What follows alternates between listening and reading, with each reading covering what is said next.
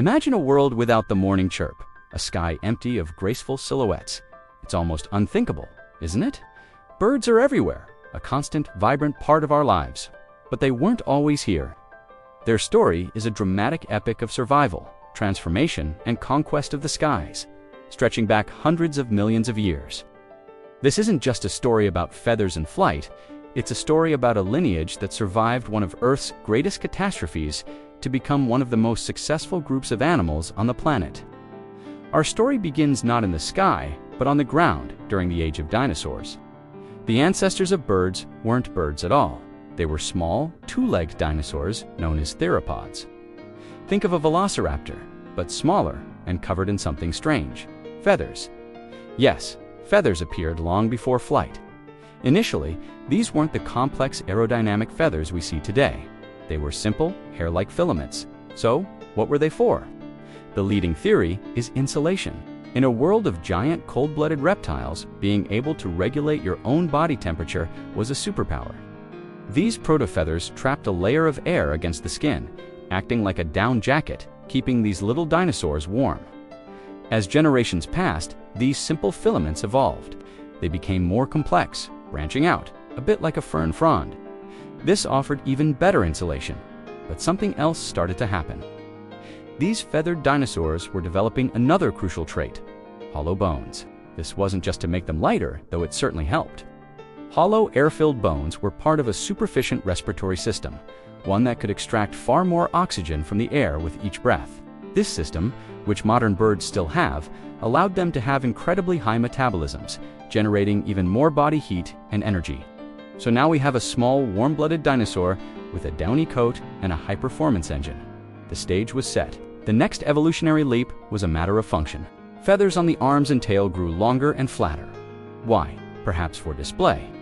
Bright colors and elaborate feather patterns could have been used to attract mates or intimidate rivals, just like a peacock's tail today. But these longer feathers had a side effect. When these little dinosaurs leaped or ran down slopes, these wings would have provided a small amount of lift and control. Imagine a small creature chasing an insect. It jumps. Its feathery arms catch the air, allowing it to stay airborne for a fraction of a second longer, maybe just enough to catch its meal. This is where it gets interesting. Natural selection would favor individuals with slightly better wings. Those who could jump higher glide further.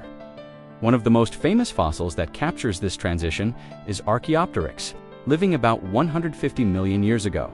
It was a mosaic of dinosaur and bird. It had teeth, a long bony tail, and claws on its wings, just like a dinosaur. But it also had fully developed asymmetrical flight feathers, just like a modern bird. This asymmetry, with one side of the vane narrower than the other, is a key aerodynamic feature for generating lift.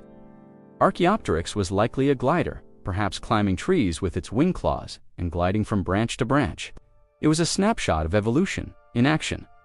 The moment a dinosaur truly started to become a bird, this transition wasn't a single linear path. There were many different dino birds experimenting with flight in different ways. Some had 4 wings, with long flight feathers on their legs as well as their arms. Others developed bat-like wings of skin. But it was the feathered model that ultimately proved most successful. They were perfecting the flight stroke, evolving stronger chest muscles anchored to a deep keel bone, the sternum. Their bony tails shortened into a fused structure called a pygostyle, which acted like a rudder, controlling steering and stability. Their snouts became beaks, their teeth disappeared, and their brains grew larger, especially the regions responsible for vision and balance. Critical for navigating a three-dimensional world at high speed. Then, 66 million years ago, everything changed. A massive asteroid struck the Earth, plunging the planet into a prolonged winter. The great dinosaurs, the titans of the land, were wiped out. It was a global extinction event that reset the course of life. But somehow, against all odds, some birds survived. Why? Their small size was a huge advantage. They needed less food to survive. Many had beaks and could eat seeds, insects, and other scraps that were still available after the collapse of the food chain. Their ability to fly allowed them to travel vast distances, escaping the worst of the devastation and finding new, less affected habitats. They were the ultimate survivors. With the giant dinosaurs gone, a world of opportunity opened up. The skies were empty, the forests were quiet. Birds exploded in a riot of evolutionary creativity, filling every available ecological niche. It was a second Big Bang, but for avians, some became giant, flightless predators, like the terrifying terror birds of South America, which stood up to 10 feet tall and took over the role of apex predators. Others waded into the water, evolving into the ancestors of modern ducks and geese. Some took to the high seas, becoming expert gliders like albatrosses. Others specialized in catching insects on the wing like swifts or drilling into wood like woodpeckers.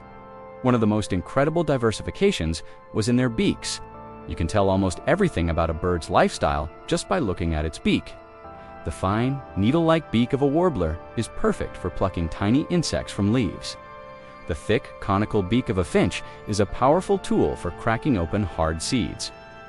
A hawk's sharp-hooked beak is designed for tearing meat. The long, slender beak of a hummingbird is a precision instrument for sipping nectar from deep within a flower. This coevolution with plants is a powerful force. Birds became crucial pollinators and seed dispersers, shaping the very landscapes they inhabited. When a bird eats a fruit and flies away, it deposits the seed far from the parent plant, complete with a little packet of fertilizer. This process helped forests to regenerate and spread across the continents after the extinction. Today, there are over 10,000 species of birds living on every continent, from the frozen poles to the hottest deserts. They range in size from the tiny bee hummingbird to the colossal ostrich. They have colonized the air, the land, and the water. Their songs are the soundtrack of our planet, a complex language of territory, courtship, and alarm. Their annual migrations are one of nature's greatest spectacles, with some species traveling tens of thousands of miles, navigating with an internal compass that we are only just beginning to understand. Birds are more than just beautiful creatures. They are living dinosaurs, a direct link to a lost world. They are barometers of environmental health. When bird populations decline, it's a warning sign that the entire ecosystem is in trouble. They control insect pests, pollinate our crops, and clean up the environment. Their story is a testament to the incredible power of adaptation and the resilience of life. From a small feathered dinosaur scurrying in the undergrowth to a master of the sky, the journey of the bird is one of the most breathtaking stories evolution has ever told. It's a story that's still unfolding right outside our windows every single day. So the next time you see a tiny sparrow on a branch or hear the powerful cry of a hawk overhead, take a moment. You're not just looking at a bird, you're looking at 150 million years of survival, innovation, and triumph. You're looking at a dinosaur that learned to fly. If this incredible journey through time captured your imagination, make sure to hit that like button.